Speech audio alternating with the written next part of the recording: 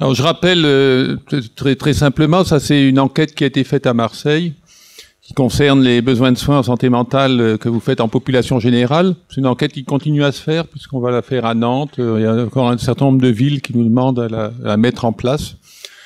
Quand on fait une enquête sur une zone de 80 000 habitants, 85 000 habitants, 65 000 de plus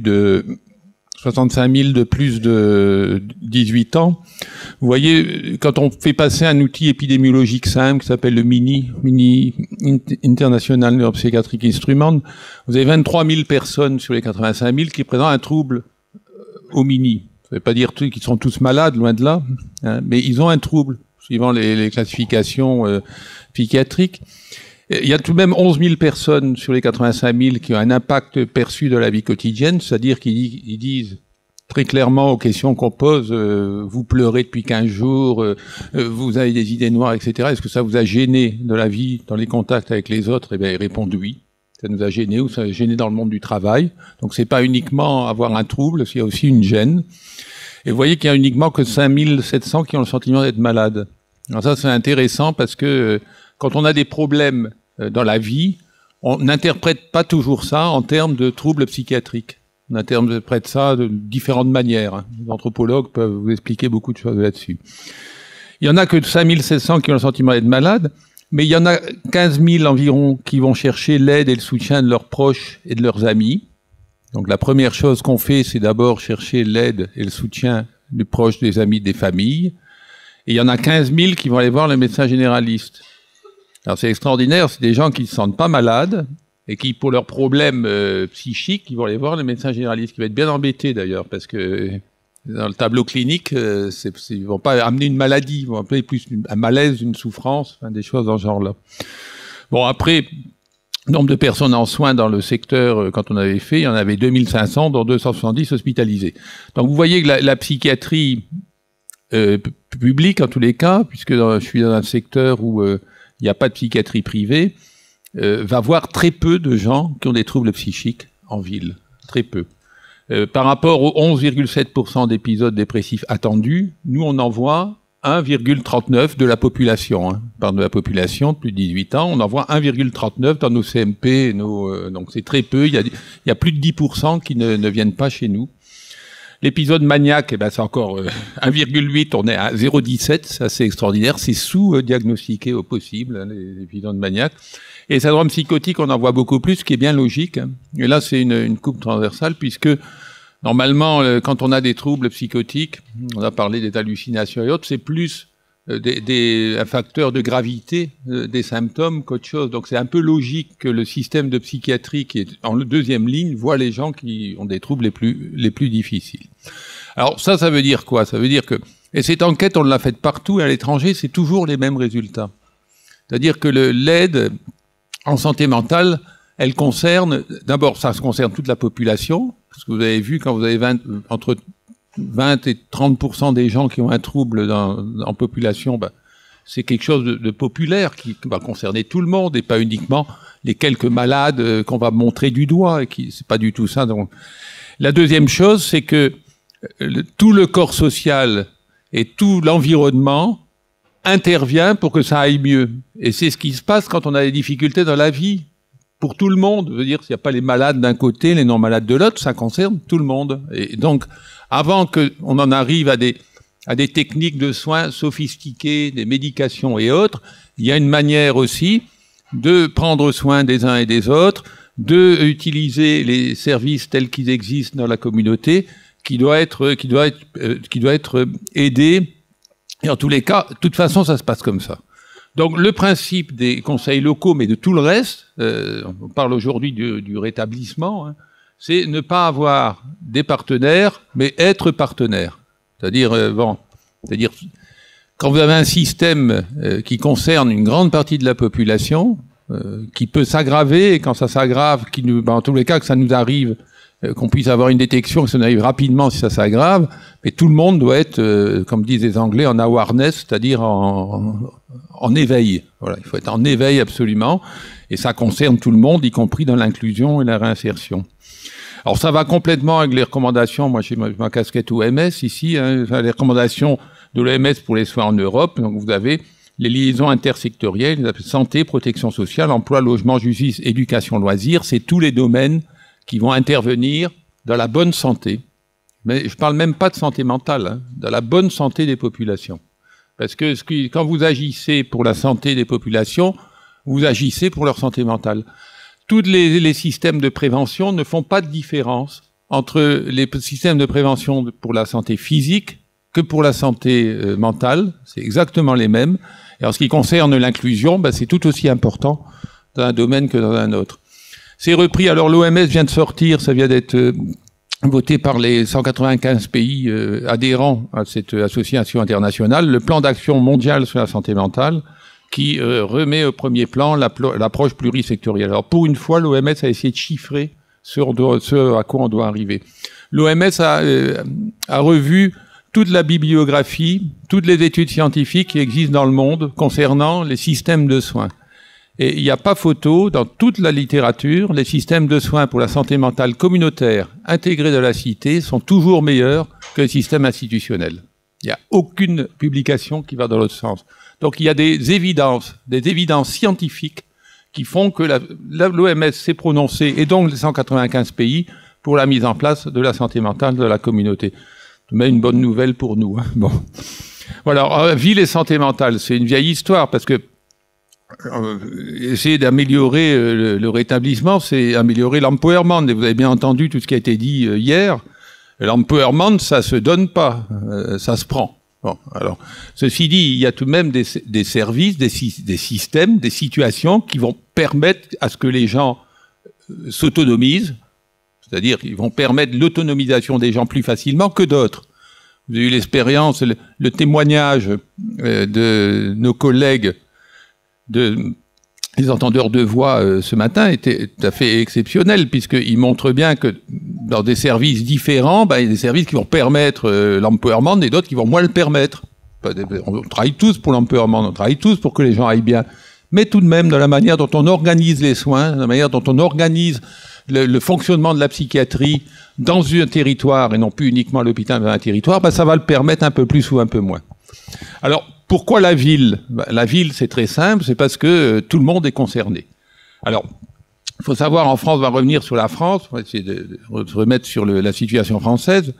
Alors pourquoi la ville, c'est aussi compliqué, hein, parce que la santé, d'abord, n'est pas une compétence légale obligatoire des municipalités. Les municipalités qui le font, c'est parce qu'ils se rendent compte que dans le cadre du bien vivre ensemble, du bien-être, qui est important pour les citoyens, on le voit bien dans toutes les villes, et à Marseille aussi, bien vivre ensemble, eh bien automatiquement, si on ne prend pas en compte les questions de santé et de santé mentale, on aura un peu de mal à mettre en place ce système de bien vivre ensemble. De toute façon, les maires, sauf à Paris, disposent d'un pouvoir d'hospitalisation psychiatrique provisoire en cas de danger imminent pour la sûreté des personnes.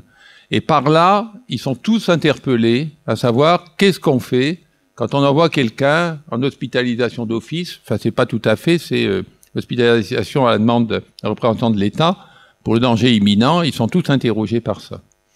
Et enfin, la santé mentale est une thématique pour les élus locaux qui est réapparue très clairement dans ce qu'on appelle les ateliers santé-ville. Je ne sais pas si vous savez ce que sont les ateliers santé-ville. C'est des ateliers qui s'occupent de la santé des populations dans les quartiers de la politique de la ville. Des gens en très grande précarité. Marseille, il y a toute une énorme partie de Marseille qui est en atelier santé-ville. La première chose qui est apparue dans tous les ateliers santé-ville en France, ça a été revu au niveau de l'évaluation des CUCS par le ministère de la Ville. Les premières préoccupations qui venaient des habitants, c'était les questions de santé mentale. C'est pas porté par les psychiatres, c'est pas porté par des associations, du lobbying, c'est porté par les habitants eux-mêmes, qui vous disent clairement qu'il y a une souffrance psychique dans ces quartiers qui est plus importante que dans d'autres. Donc automatiquement, les maires et les élus se sont dit, mais il y a peut-être quelque chose là qui se passe, et peut-être qu'on doit aller voir du côté de la santé et de la santé mentale pour essayer d'améliorer ou d'y comprendre quelque chose, en tous les cas s'impliquer. Parce que les populations, si elles nous font remonter des histoires de santé mentale, et beaucoup de pédopsychiatrie, beaucoup de souffrances de l'enfant, des échecs scolaires et autres, c'est qu'il y a tout de même des raisons. Alors, le cadre réglementaire des conseils locaux, il n'y a aucun dispositif législatif. Ça, il faut le savoir. Alors, il y a Couty qui avait essayé de mettre en place le conseil local comme étant l'instance de gestion des structures qui voulaient mettre en place dans la communauté, mais hors hôpital. Bon, il n'y a aucune structure législative qui met en place les conseils locaux. C'est pas imposé. Donc, il y a tout de même un certain nombre de rapports qui vont dans ce sens-là.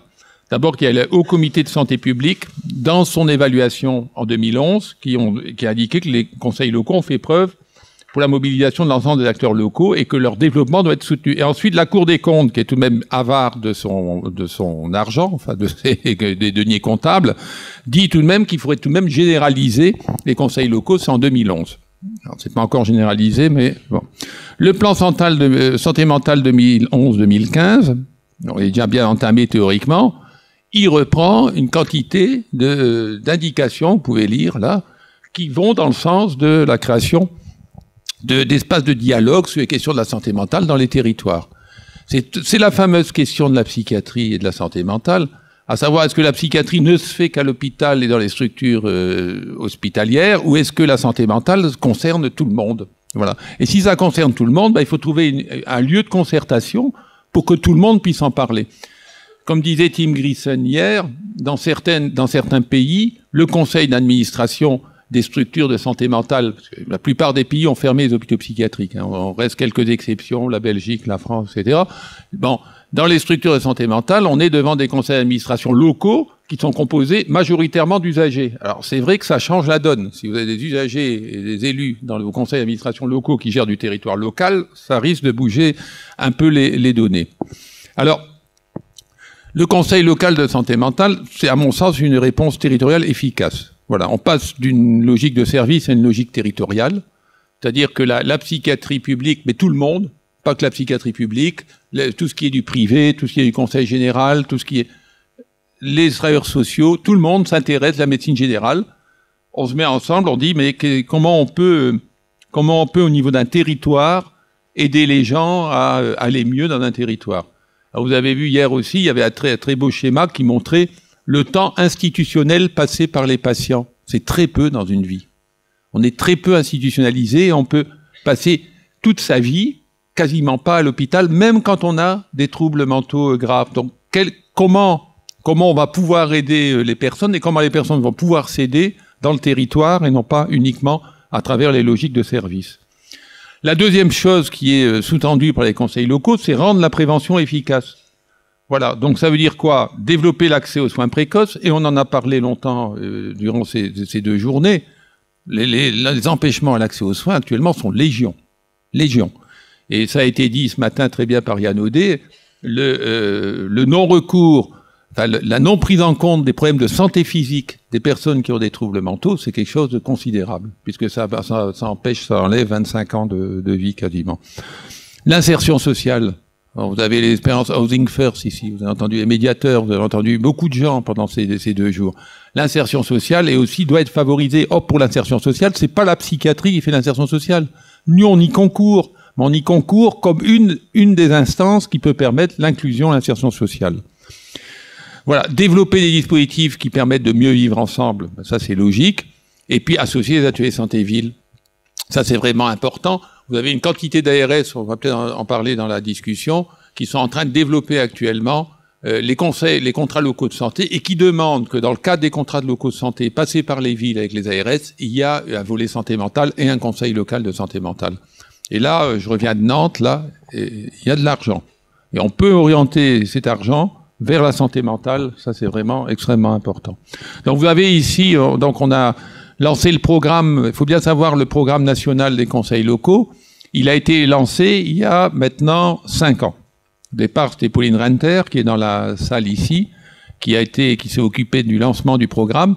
On s'est allié très vite avec les élus, avec élus santé mentale, santé publique et territoire, pardon, santé mentale, santé publique et territoire, et on a eu l'appui de l'UNAFAM, qui a tout de même porté les conseils locaux dans de nombreux endroits, il faut bien le dire, et de la FNAPSI. Voilà.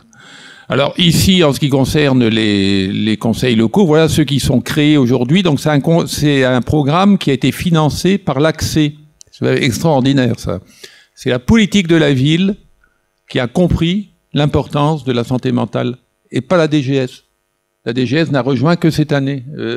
Après 4 ans d'existence, l'État a dit ah bah oui, ce qui est bien pour les zones de précarité serait peut-être bien pour tous les citoyens. Ça c'est extraordinaire. Donc maintenant on est DGS, donc on a le droit au logo et accès politique de la ville. Et ça continue à se développer puisque il y en a actuellement 75 en fonctionnement. Il y en avait au début, il y en avait 6 ou 7 ou 8. Bon, et encore ils fonctionnaient mal. Il y en a 75 et 60 qui sont en création. Donc on va peut-être arriver à ce qu'il y en ait partout en France, sans qu'il y ait, je vous dis, sans que ce soit inscrit dans les textes. Bon. Alors c'est quoi les objectifs stratégiques d'un conseil? Alors la première chose, quand vous faites un conseil, vous avez vu l'enquête que je vais montrer à SMPG, c'est avoir une connaissance de l'état de santé mentale de votre population. Un observatoire, c'est ce qui a été fait à Marseille avec l'ORS, avec la ville, mais la ville c'est 850 000 habitants, et si ça a des moyens considérables, importants en tous les cas, ils ont investi dans la santé, c'est tout de même le signaler. Voilà, mettre en place une observation en santé mentale, c'est-à-dire commencer à donner quelques indications aux élus sur l'état de la santé mentale de leur population. Ça les intéresse toujours, hein, toujours, mais il y a peu de choses disponibles. Ça permet l'accès et la continuité des soins. Donc éviter qu'on arrive à des drames. Si vous mettez, et ça il faut qu'on s'y mette tous ensemble parce que c'est pas facile, mais enfin continuer les soins c'est important. Hein. Bon, favoriser l'inclusion sociale, l'autonomie des usagers. Si vous n'avez pas d'inclusion sociale, vous avez des gens à la rue, vous avez des gens qui sont dans des difficultés impossibles, vous avez des gens qui sont isolés, vous avez des gens qui sont enfermés chez eux, ça vous connaissez bien, et pas uniquement les gens qui sont diagnostiqués avec des troubles mentaux sévères. Quantité de gens qui vont mal et qui sont enfermés chez eux. Ça permet de l'accès aux droits, ça c'est important. S'il n'y a pas de droits, et l'ouverture des droits, il n'y a pas de soins. Ça c'est participer aux actions de lutte contre la stigmatisation. La plupart des conseils locaux, on verra, ils sont intégrés dans dans les semaines maintenant, parce qu'on n'arrive pas à le faire une seule semaine, les semaines d'information en santé mentale. Et depuis qu'il y a eu les conseils locaux, on a vu la semaine d'information. Le nombre d'actions est multiplié par 2,5. C'est-à-dire avec l'implication des villes, ça a été assez extraordinaire, sur le modèle de ce qui est fait à Marseille depuis des années, et ensuite intégrer les conseils locaux dans les contrats locaux de santé. Et ça, je pense qu'on a réussi, puisqu'il y a 10 ARS actuellement qui suivent, et je pense que l'ensemble des ARS vont finalement suivre. C'est-à-dire chaque fois que vous mettez en place un conseil local de santé, eh bien vous demandez à ce qu'il y ait un conseil local de santé mentale. Alors évidemment, les objectifs opérationnels, si vous voulez monter un conseil assez vite, il faut définir des priorités. Ça, c'est vraiment le conseil local, c'est ce que les Anglais appellent du down-top. Nous, l'administration française, c'est top-down. Ça vient du centre et ça va vers la périphérie. Voilà. Le contraire, c'est regarder au niveau d'un territoire, qu'est-ce qui est intéressant pour les citoyens et les usagers potentiels et les usagers réels. Voilà. Qu'est-ce qui est intéressant? Donc, on définit les actions d'un conseil local uniquement en fonction de ce qui est intéressant pour les gens qui sont sur la zone. C'est pas la peine de mettre en place des actions qui n'ont aucun intérêt. Donc vous faites une observation, vous essayez regarder un petit peu quels sont les besoins de votre zone, et ensuite vous mettez en place une action, une stratégie. Ensuite, vous développez le partenariat nécessaire, parce que vous avez bien vu, hein, ne pas avoir des partenaires, être partenaire. Donc plus on est nombreux, mieux ça vaut. Et on met en œuvre collectivement des actions pour répondre aux besoins. Voilà, donc vous avez plusieurs types d'actions, je vais essayer de vous en détailler quelques-unes. D'abord pour la prévention, tout ce qui concerne le dépistage précoce, la promotion de la santé mentale, la formation des personnels. Vous avez une quantité d'exemples. Bon, maintenant, on est en train de faire un répertoire qu'on va mettre sur le site du CCOMS, un répertoire de toutes les actions qui sont menées dans les conseils locaux. Ça donne un tas d'idées aux autres conseils locaux. Tous ceux qui veulent créer une structure, ils peuvent s'y référer. Ça va être beaucoup plus simple. Vous avez des guides santé mentale, vous avez ateliers bien-être, formation des acteurs de première ligne, action dans les écoles, observatoire de santé mentale.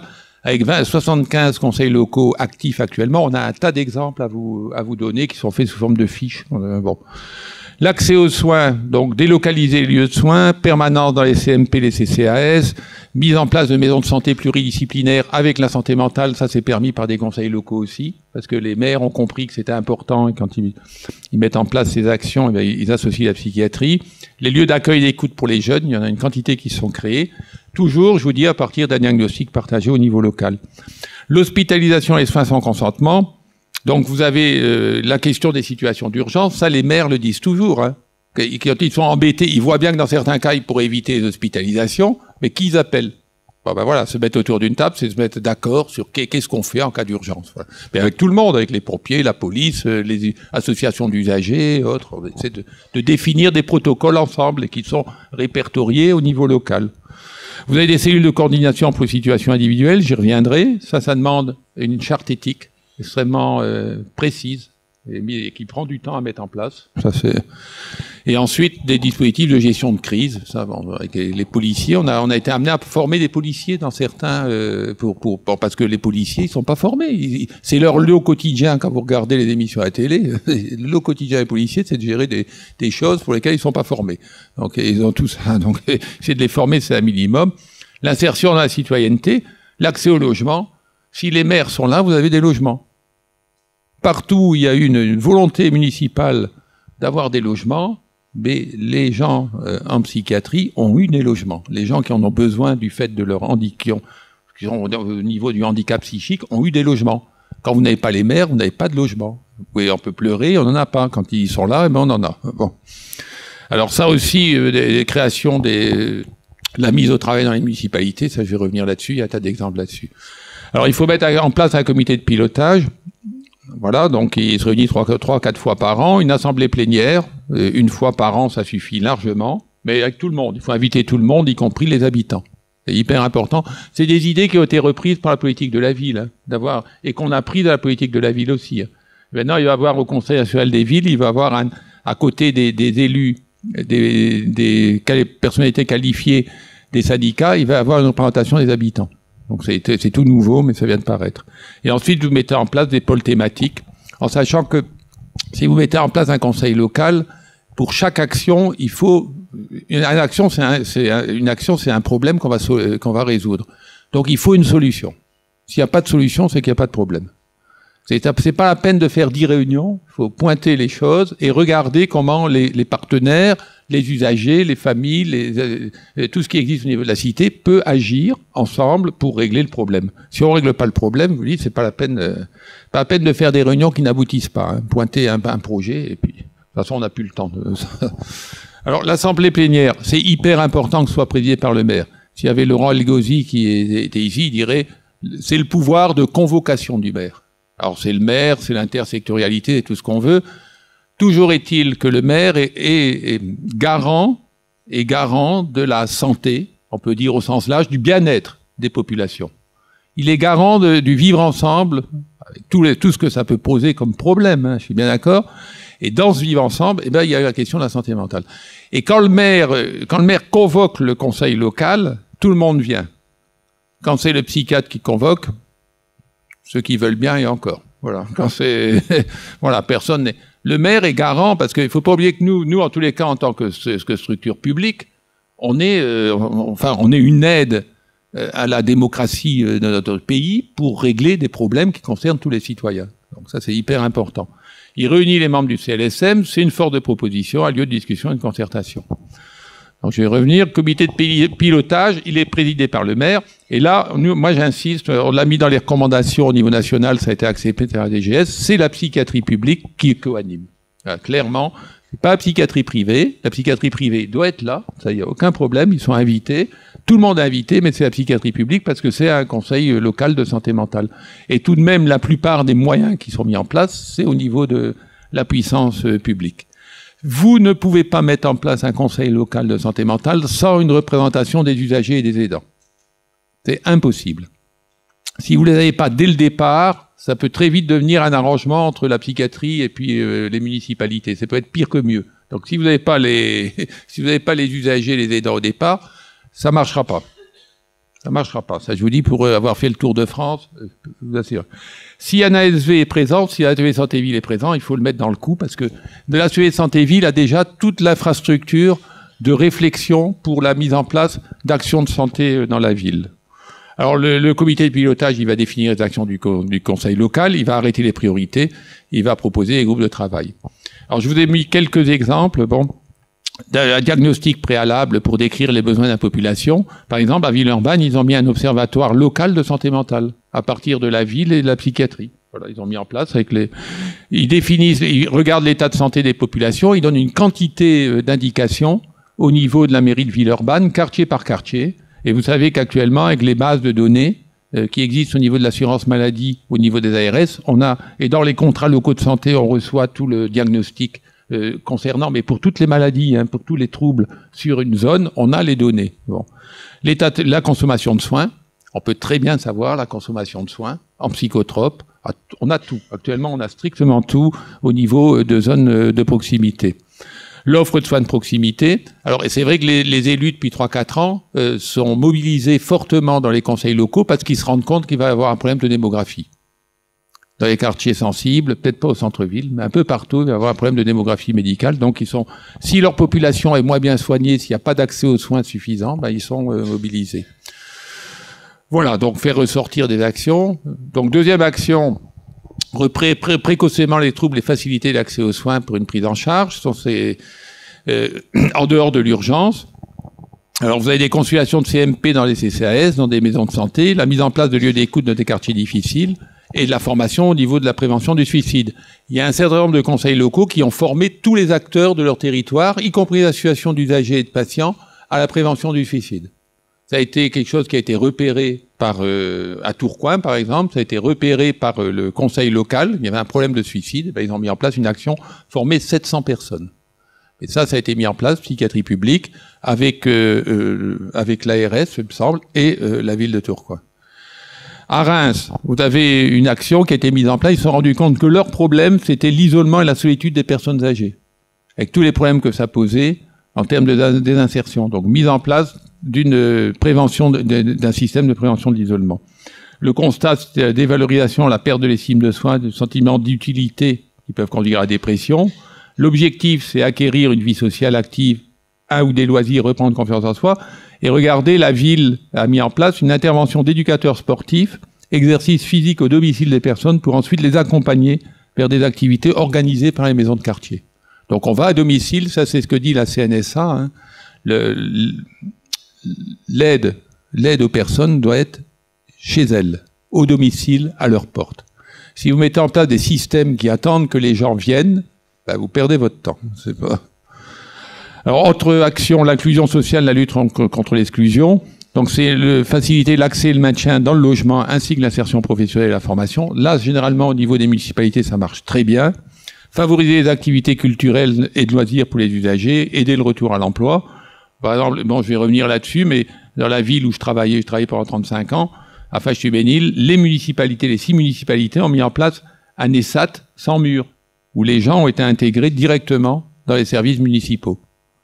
Extraordinaire comme système, et ils en redemandent. Donc, mais ça a été mis parce que l'action a été mise en place avec eux, avec les associations de patients, avec l'association de famille au départ. Et donc au départ, ça donne des résultats. À Châteauroux, la mise en place de lieux d'expression créative ouverts à tous, ateliers avec les malades et non malades, comme à Lille, à Rennes, Reims, des conventions avec les bailleurs sociaux. Il y a des endroits, je vous dis, où maintenant il n'y a plus de problème de logement. C'est mis en place grâce aux conseils locaux.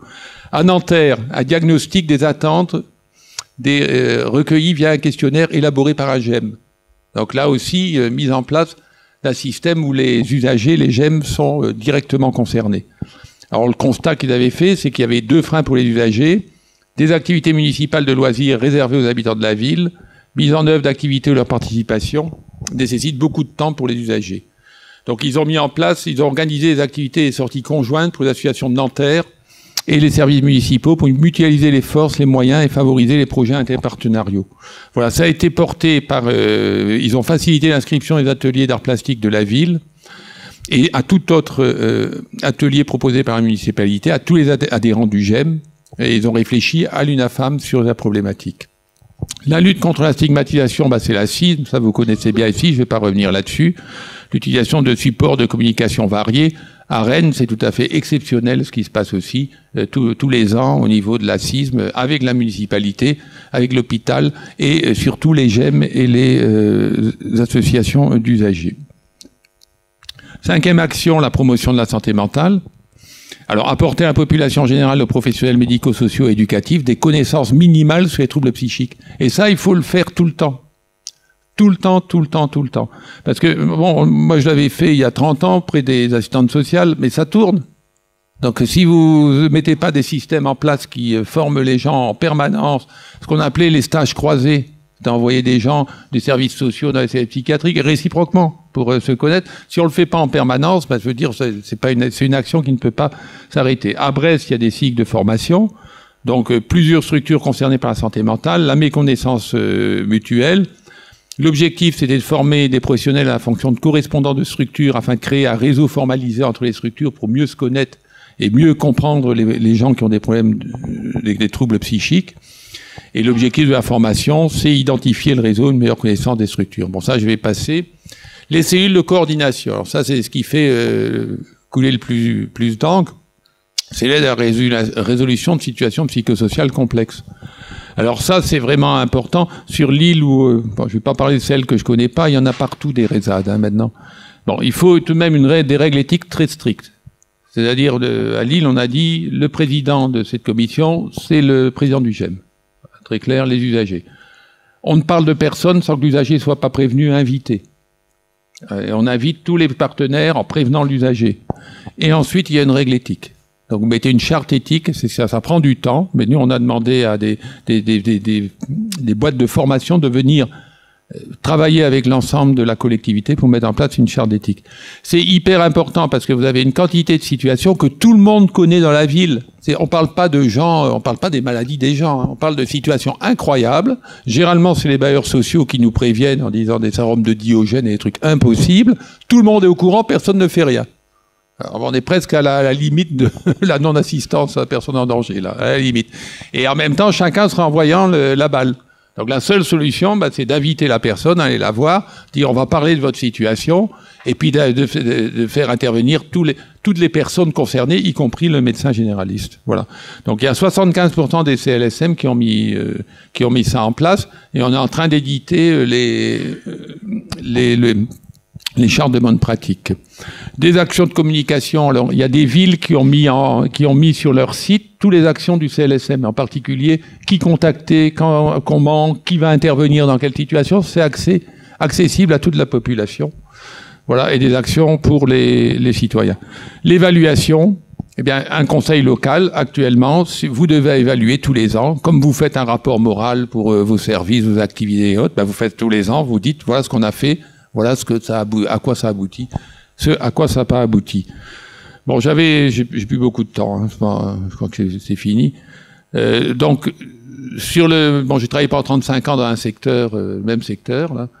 On a créé un conseil local. Les maires, c'était vraiment impressionnant parce que les maires ont dit, écoutez, nous, ça nous intéresse pas de créer un conseil local de santé mentale. On veut créer un conseil local de santé mentale et citoyenneté. C'est venu d'eux.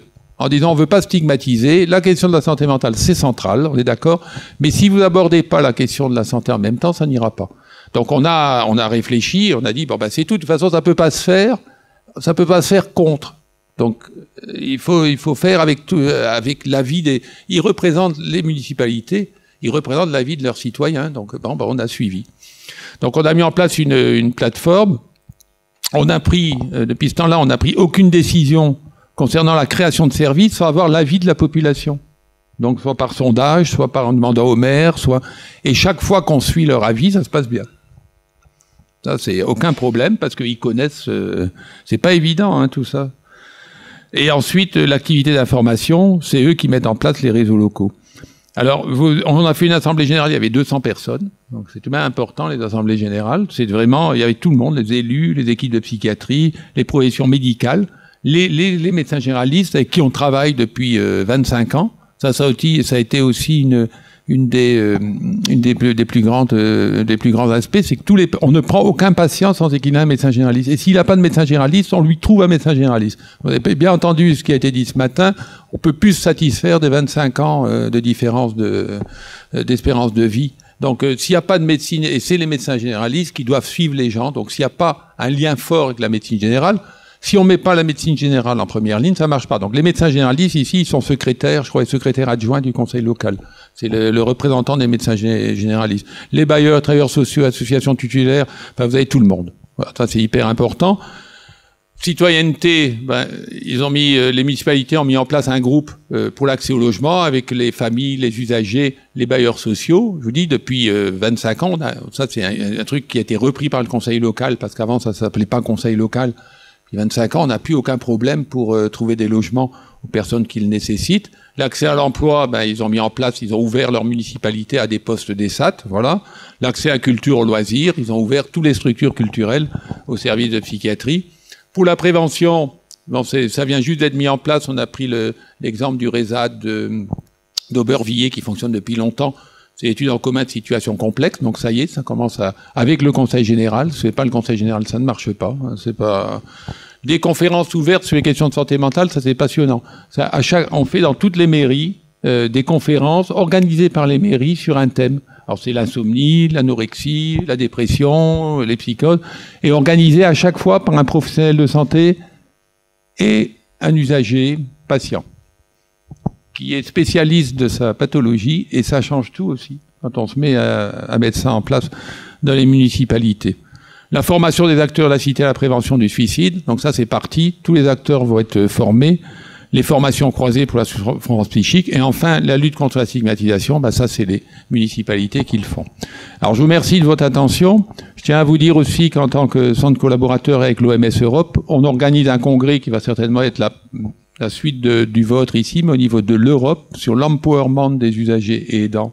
Ça va se passer à Lille le 30 et 31 janvier, et on attend, c'est organisé avec les associations d'usagers et de familles européennes, et on attend vos participations actives à tous ceux qui veulent prendre le pouvoir sur leur vie et s'autonomiser. Voilà, merci. Bonjour, Janine Guichawa de l'UNAFAM. Je voulais savoir comment on peut convaincre une municipalité à créer un CLSM. Parce que je vais vous parler d'un cas concret. En fait, à Aix-en-Provence, l'hôpital psychiatrique est prêt à intervenir. L'UNAFAM est prêt à les soutenir, mais la mairie... Il faut y aller ensemble. C'est un problème. Vous prenez rendez-vous avec le maire, vous allez une centaine, vous allez voir, ça va. D'accord. Non, mais nous, blague à part, on a une chargée de mission qui est financée par la DGS et l'Accès. Elle peut prendre contact avec vous et vous aider. À ça, aucun problème.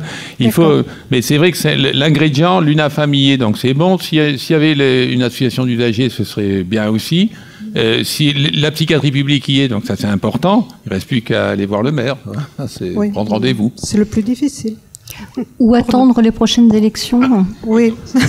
Aix-en-Provence, ça va être chaud quand même. Donc, on va attendre au moins les premières socialistes. Mais vous pouvez, en attendant, vous pouvez préparer déjà cette action de façon à ce que dès que le prochain maire est élu, vous puissiez y aller en force. Parce que ça se prépare aussi. Je pense que d'y aller avec les représentants de Montperrin, avec les associations d'usagers, ça s'organise. Et et attendre. Et puis même, vous pouvez aller voir les candidats en leur disant, si vous êtes élu, on va venir vous voir. Merci. Oui, parce que ça veut dire aussi que vous votez. Donc, c'est politique après.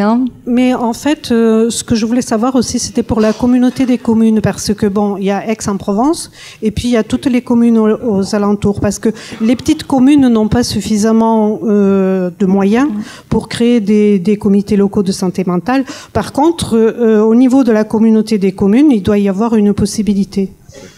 Alors là, on a tous les exemples en France. Vous regarderez le site. Il y a des endroits, c'est une partie d'une ville. C'est assez rare. Souvent, c'est une grande ville. Et parfois, ça va jusqu'à 70 communes. Dans le Lunévinois, ils ont fait un conseil local avec 70 communes. Donc ça veut dire 70 communes, c'est un peu fatigant, parce qu'il faut aller voir tous les maires. Mais au niveau de il y a des fois, c'est l'intercommunalité. Donc c'est à vous. Mais là, vraiment, on est dans un outil de démocratie sanitaire ici. De prévention prévention, promotion de la santé, éducation thérapeutique, tout ce que vous voulez. C'est à vous de définir au niveau local quel est le bon niveau. Moi, je vous conseille pas de faire un truc trop grand, parce que sinon, c'est tout de même un travail de proximité. Mais trop petit, ça n'ira pas non plus. Donc c'est à vous de... Mais le bon niveau, c'est les acteurs locaux qui le définissent. C'est pas... Merci.